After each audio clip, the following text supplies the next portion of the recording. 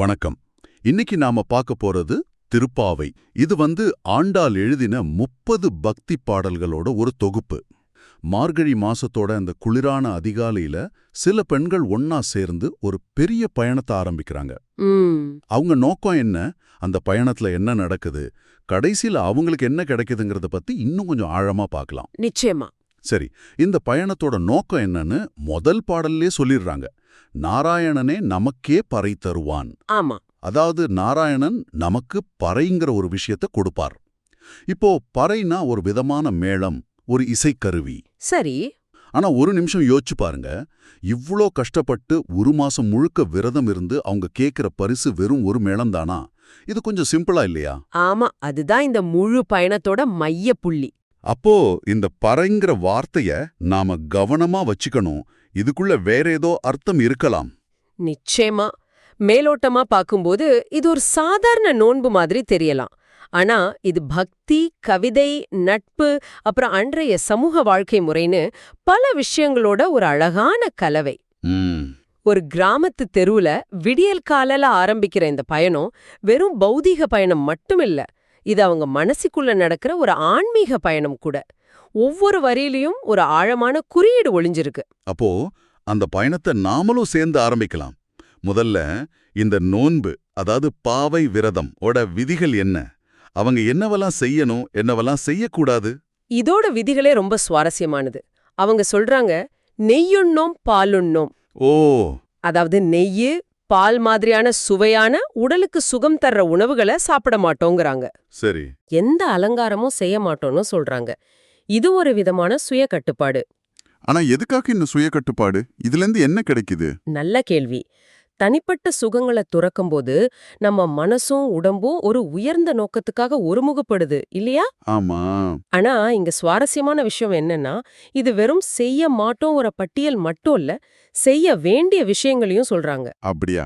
என்ன அது? தீக்குறளை சென்றோதோம், அதாவது புறம் பேச மாட்டோம்னு சொல்லிட்டு அடுத்த வரியிலேயே ஐயமும் பிச்சையும் ஆந்தனையும் கை காட்டின்னு சொல்றாங்க. ஓ, தங்களால முடிஞ்ச அளவுக்கு இல்லாதவங்களுக்கு தான தர்மம் செய்வோங்கிறாங்க. சோ இது வெறும் சுய மறுப்பு மட்டும் இல்ல, ஒரு பாசிட்டிவான சமூக நடவடிக்கையும் கூட. ஒரு நிமிஷம். அப்ப அவங்க இவ்ளோ கஷ்டப்பட்டு விரதம் இருக்கிறது அவங்களுடைய தனிப்பட்ட முக்திக்காகவோ இல்ல சொர்க்கத்துக்காகவோ இல்லையா? அதுதான் இதுல இருக்கிற முதல் ஆச்சரியமான திருப்பம். பொதுவா நாம ஒரு விரதம் இருந்தா அதோட பலன் நமக்கு கிடைக்கணும்னு நினைப்போம். ஆமா, கரெக்ட். ஆனா இவங்க என்ன கேக்குறாங்க தெரியுமா? மாத மும்மாரி பெய்யும், அதாவது மாசத்துக்கு 3 தடவை நல்ல மழை பெய்யணும். அடா. ஓங்கு பெருஞ்செந்நெல் ஊடு கயலொழுகள, செழிப்பான நெல் வயல்கள்ல மீன்கள் துள்ளி விளையாடணும். நீங்காத செல்வம் நிறையும், நாடு முழுக்க செல்வம் பெருகணும்னு கேக்குறாங்க. அப்போ இது ஒரு தனிப்பட்ட ஆன்மீக பயிற்சி மாதிரி ஆரம்பிச்சு அதோட பலனை சமூக நலனுக்கு அர்ப்பணிக்கிறாங்களா? இது ரொம்பவே வித்தியாசமா இருக்கே. மிகச்சரி.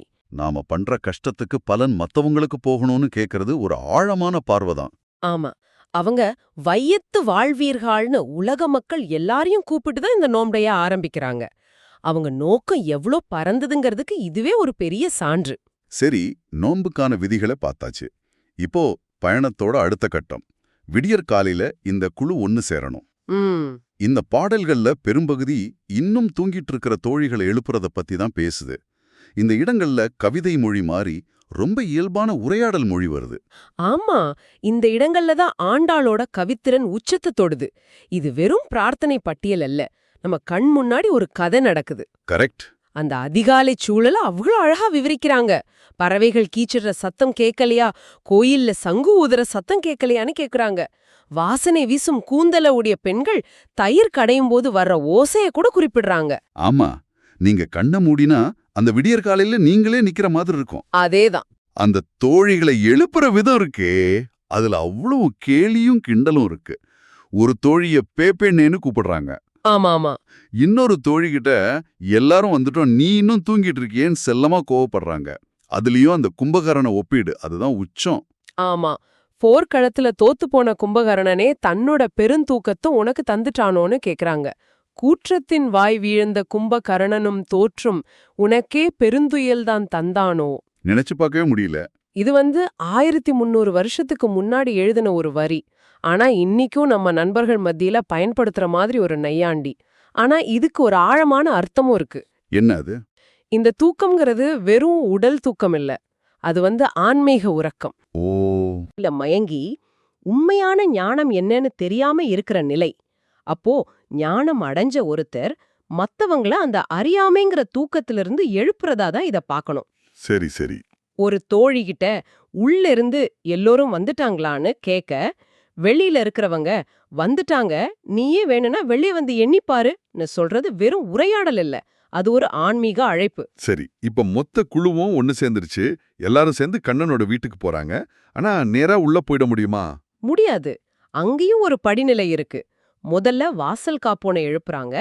அப்புறம் கண்ணனோட அப்பா நந்தகோபன், அம்மா யசோதை, அண்ணன் பலதேவன் இவங்களை எழுப்புறாங்க. அப்புறம் கடைசியா கண்ணனை எழுப்புறதுக்கு முன்னாடி அவனோட துணைவி நப்பின்னையே எழுப்ப முயற்சி பண்றாங்க. அந்த நப்பினையை எழுப்புற காட்சி ரொம்ப அழகா விவரிக்கப்பட்டிருக்கு. தந்தத்தால செஞ்ச கட்டில், மென்மையான பஞ்சு மெத்த, கூந்தல்ல இருந்து வர்ற நறுமணோன்னு. ஆனா இவங்க நப்பினி எதுக்கு எழுப்பணும்? நப்பின்னைங்கிறது இறைவனோட கருணையின் வடிவம். அதாவது இறைவனை நாம நேரடியா அணுகிறத விட அவனோட கருணை வழியா அணுகுனா காரியம் சுலபமா நடக்குங்கிறது ஒரு நம்பிக்கை. ஓஹோ, அதனால கருணையின் உருவமே நீயாவது எங்களுக்காக பேசி உன் கணவனை எழுப்பிம்ல மாட்டியான்னு கேக்குறாங்க. மைத்தடங் கண்ணினாய் நீ உன் மணாளனை எத்தனை போதும் துயிலாழ ஒட்டாய்க்கான்னு நீயே உன் கணவனை எழுப்ப விடாம இருக்கிறியேன்னு செல்லமா கோபமும் படுறாங்க. இந்த முழு பயணம் முழுசும் அவங்க கண்ணனோட புகழ பாடிட்டே இருக்காங்க. நாராயணன், மாதவன், கோவிந்தன்னு பல பேர்ல கூப்பிடுறாங்க. ஆமா, அவங்க வெறும் புகழ மட்டும் பாடல, கண்ணனோட வீர தீர செயல்களை அவனோட கிரேட்டஸ்ட் ஹிட்ஸ்னு சொல்லலாம். அத திரும்ப திரும்ப நினைவு கூர்றாங்க. ஓங்கி உலகளந்த உத்தமன், அதாவது வாமன அவதாரம் எடுத்து 3 அடியில உலகத்தை அளந்தவன் நீதான் சொல்றாங்க. தென்னிலங்கை செற்றாய்னு சொல்லி இராவணனே அழிச்சத நினைவுபடுத்துறவங்க. இது மாதிரி பெரிய காவிய சாகசங்கள் ஒரு பக்கம். சரி. இன்னொரு பக்கம் அவனோட குழந்தை பருவ லீலைகள். வண்டியா வந்த அசுரனை உதைச்சு கொன்னது, கன்று குட்டியா வந்த இன்னொரு அசுரனை வீசி எரிஞ்சதுன்னு அவனோட சக்தியோட முழு பரிமாணத்தையும் இது காட்டுது. அப்போ காவிய நாயகனாகவும் அதே சமயம் குறும்புக்காரனாகவும் அவனை பாக்குறாங்க. கரெக்ட். அவங்க கண்ணனை எழுப்புறதுக்காக பயன்படுத்துற ஒரு ஓமை இருக்கே, அது என்ன ரொம்ப கவர்ந்தது. அது சிங்கத்தை பத்தி சொல்றீங்களா? ஆமா, ஒரு சிங்கம் மழைக்காலத்துல மலைக்குகையில தூங்கிட்டு அப்புறம் கோவமா கண் விழிச்சு பிடரிய சிலுப்பிட்டு கர்ஜிச்சு வெளியே வர்ற மாதிரி. ஆமா. சிம்மாசனத்துல உட்கார்ந்து நாங்க வந்த காரியத்தை கேட்கணும்னு சொல்றாங்க. அடடா, என்ன ஒரு கம்பீரமான கற்பனை. ரொம்ப சக்தி வாய்ந்த உவமை அது. இதுல 2 விஷயம் இருக்கு. ஒன்னு, இறைவனோட கம்பீரத்தை அவங்க அங்கீகரிக்கிறாங்க. சரி. 2வது, அவ்ளோ பெரிய சக்தி எங்களுக்காக இறங்கி வரணுங்கிற எதிர்பார்ப்பு. ஆனா அதே சமயம் அவங்களுக்கு தங்களோட இடமும் என்னன்னு தெரியுது. அது எப்படி? தோத்து போன அரசர்கள் எப்படி ஜெயித்த அரசனோட கட்டிலுக்கு கீழே வந்து நிப்பாங்களோ அப்படி நாங்க எங்க அகங்காரத்தை எல்லாம் விட்டுட்டு உன்னோட கால்ல வந்து நிக்கிறோம்னு சொல்றாங்க. இதுல கம்பீரமும் இருக்கு, பணிவும் இருக்கு. சரி, இப்ப நாம கதையோட உச்சகட்டத்துக்கு வந்துட்டோம். இவ்ளோ முயற்சிகள், இவ்ளோ கஷ்டங்கள், இவ்ளோ புகழ்ச்சிகள் எல்லாமே அந்த பறைங்கிற மேளத்தை வாங்குறதுக்காக தானே? ஆமா, அதுக்காக தான் இவ்ளோ தூரம் வந்திருக்காங்க. அவங்க கண்ணன் முன்னாடி நிக்கறாங்க. இப்போ என்ன நடக்குது? இங்கதான் அந்த பெரிய திருப்பம் வருதா? ஆமா, இதுதான் இந்த 30 பாடல்களோட சாரம். இவ்ளோ தூரம் நம்மை கூட்டிட்டு வந்து இப்போ அந்த பெரிய ரகசியத்தை உடைக்கிறாங்க. கண்ணனை பார்த்து அவங்க சொல்றாங்க, கோவிந்தா இற்றை பறை கொள்வான் அன்று காண். ஒரு நிமிஷம், என்ன சொன்னாங்க?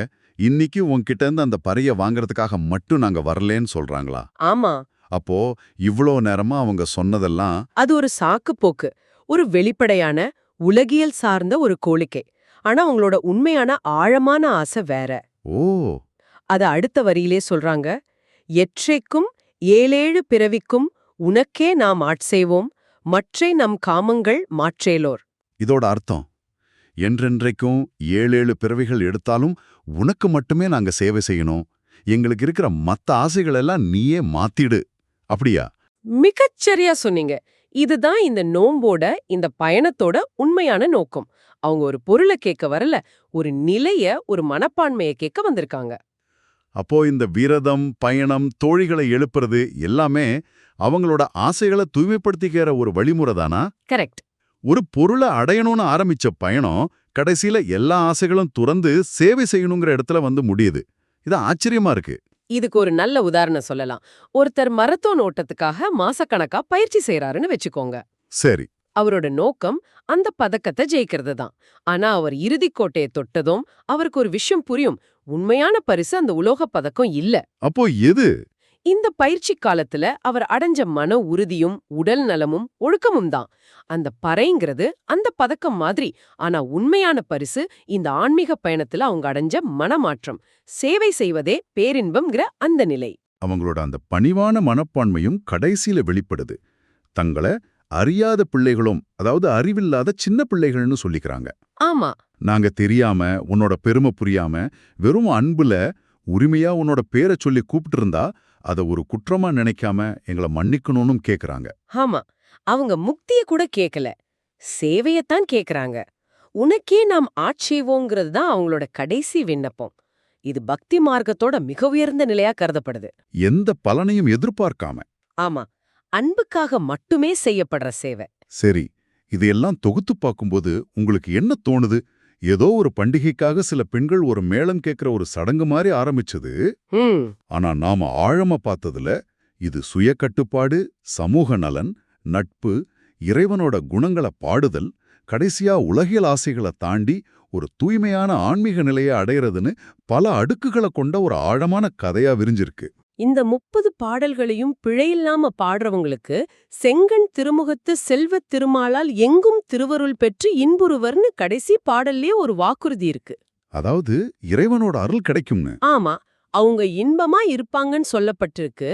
ஆனா அதையும் தாண்டி இது நம்ம ஒவ்வொருத்தர் மனசுலயும் ஒரு கேள்வியை எழுப்புது. கவனச்சிதறல்களும் உலகியல் இலக்குகளும் நிறைஞ்ச இந்த உலகத்துல நீங்க ஒரு பயணத்தை மேற்கொண்டா எப்படி இருக்கும்? அந்த பயணத்தோட உண்மையான பரிசு கையில வைத்திருக்கக்கூடிய ஒரு பொருள் இல்ல. மாறாக உங்க கண்ணோட்டத்துல ஏற்படுற ஒரு பெரிய மாற்றம். நாம எல்லாருமே ஏதோ ஒரு பறைய துரத்திட்டு தான் ஓடிட்டு இருக்கோம். நீங்க எந்த பறைய துரத்தி கொண்டிருக்கிறீர்கள்? அதன் பின்னால் இருக்கும் உண்மையான ஆசை என்ன?